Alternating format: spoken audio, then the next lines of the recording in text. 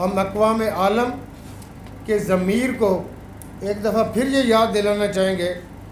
کہ مقبوضہ کشمیر کے اندر لڑی جانے والی لڑائی کو آپ ساری دنیا نے لیجیٹیمیٹ، مسلح جدوجہد کو لیجیٹیمیٹ آپ نے ڈکلیئر کیا ہوا ہے اور مانا ہوا ہے۔ کشمیری جو لڑائی لڑ رہے ہیں یہ ان کا بنیادی حق ہے کہ یاسین ملک جو دل کے شدید عارضہ کے اندر مبتلا ہیں، ان کو کئی سال پہلے فالج کے اٹیک ہوئے، ان کی صحت آپ کے سامنے ہے۔ اس آدمی کو تشدد کے ذریعے کسی بات پہ منوانا، اس کو عمر قید کی سزا یا کوئی اور سزا دینا، ہم ہندوستانی سرکار اور ہندوستانی اسٹیبلشمنٹ کو یہ بتانا چاہتے ہیں کہ چنگاری کے ساتھ نہ کھیلو، تم پوری کشمیر میں آگ لگانے جا رہے ہو۔ تمہاری پہلے بھی جو حرکتیں تھیں، تم کبھی کوئی ٹریپ کرتے ہو، کبھی کوئی ڈرامہ کرتے۔ ہم یہ کہیں گے کہ نہ ایسے ٹرائل ہوتے ہیں، نہ ایسے سزائیں دی جا سکتی ہیں، نہ ایسی سزاؤں کو کوئی مانے گا۔ ہم یہ کہتے ہیں کہ اگر یاسین ملک کے حوالے سے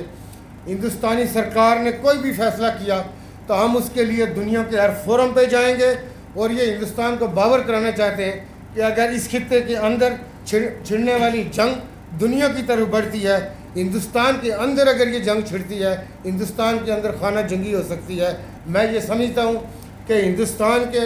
اندر جو اس وقت سرکار بیٹھی ہے وہ پوری دنیا کو چیلنج کر رہی ہے، وہ صرف مسلمانوں کو چیلنج نہیں کر رہی، وہ دنیا کے ہر امن پسند کو چیلنج کر رہی ہے۔ پرسوں جو ناصر آزاد کشمیر کے اندر ایل او سی کے اس طرف، ایل او سی کے پار اور دنیا میں بسنے والے کشمیری یا دنیا کے اندر بسنے والے تمام مسلمانوں سے یہ اپیل کریں گے کہ وہ دنیا کے جس کارنر میں جس جگہ پہ موجود ہیں باہر نکلیں،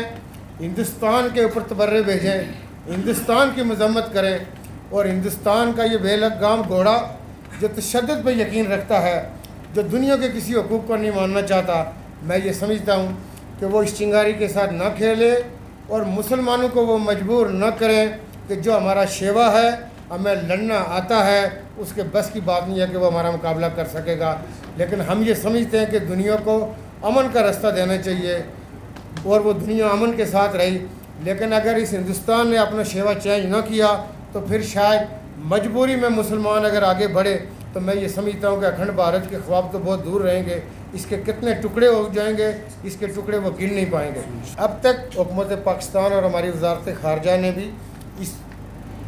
جو میں یہ سمجھتا ہوں کہ جو نظریہ تھا یا کوئی خیال تھا یا کوئی تصور تھا اس کو مسترد کیا ہے اور یہ کہا کہ ہندوستانی سرکار کے ساتھ کوئی ٹریڈ نہیں ہو سکتی، کوئی بحث نہیں چل سکتی۔ اور ہم یہ سمجھتے ہیں کہ اگر کسی سٹیج پہ کوئی اس رائے کا اظہار کرے گا تو ہم اس پوزیشن میں ہیں کہ اس کو سمجھا سکیں کہ کشمیری یہ کوئی بحث نہیں چلنے دیں گے، کشمیری کوئی ٹریڈ نہیں ہونے دیں گے جب تک ہندوستان کشمیر کی جداگانہ جو اس نے یہ ہماری 35A اور 370 کو کیا ہوا ریووک، واپس اس کو پرامن حالات۔ کشمیر کے اندر لوگوں کو کیمو کی سہولت نہیں ہے، کشمیر کے اندر ڈائلیسس کی سہولت نہیں ہے، کوئی ٹراما ہو جائے کوئی باہر نہیں نکل سکتا، جو اس وقت کشمیر کے اندر صورتحال ہے۔ ہم کسی صورت کسی بس سروس کو، کسی ٹریڈ کو نہ مانتے نہ ہونے دیں گے۔ ہم 0 پوائنٹ کے اوپر تھے۔ ہندوستانی میڈیا تبصرہ کر رہا تھا کہ وزیر اعظم آزاد کشمیر کو بہت شوق ہے شہادت کا، آئے ایل او سی کے اوپر شوق پورا کرتے ہیں۔ میں دوسرے دن ایل او سی کے اوپر تھا۔ ہم صرف شوق مزاحیہ یا مذاق میں نہیں ہندو، جو وہ دوسرا اس کا جنم ہوتا ہے اور اس کا سنی دیول جو ہے وہ دنیا فتح کرتا ہے فلموں میں، ہم عمل پہ یقین رکھتے ہیں اور ہم اس کو بہت سارا کچھ ہم یہ کہتے ہیں کہ باز آ جاؤ، ورنہ ہم بہت ساری چیزیں عمل سے اس کو سکھا سکتے ہیں۔ ہم ہندوستان کو کہتے ہیں کہ یاسین ملک عام آدمی نہیں ہے، وہ کشمیر کو آگ لگانے جا رہا ہے۔ اگر اس نے یہ سٹیپ لیا تو آپ خود دیکھیں گے کہ کیا اس کی 9 لاکھ درندہ فوج کنٹرول کر پائے گی۔ اگر اس کو اتنا کانفیڈنس ہے تو 5 اگست والے واقعات کے بعد وہ اپنی فوج کو کہتا ہے میں 2 لاکھ رکھوں گا۔ فوجوں کے ذریعے ملک کنٹرول نہیں ہوا کرتے، آپ لوگوں کے دل نہیں جیت سکتے، کشمیری ہندوستان کے ساتھ نہیں رہ سکتے، نہ وہ کوئی ہمارا ان کے ساتھ بن سکتا ہے۔ کشمیری پاکستان کا حصہ ہے اور وہ انشاءاللہ پاکستان کا حصہ ہی بنے گا۔ جیل کے اندر بند صورت میں جو ٹرائل ہوگا، جو سٹیٹمنٹ ہوگی،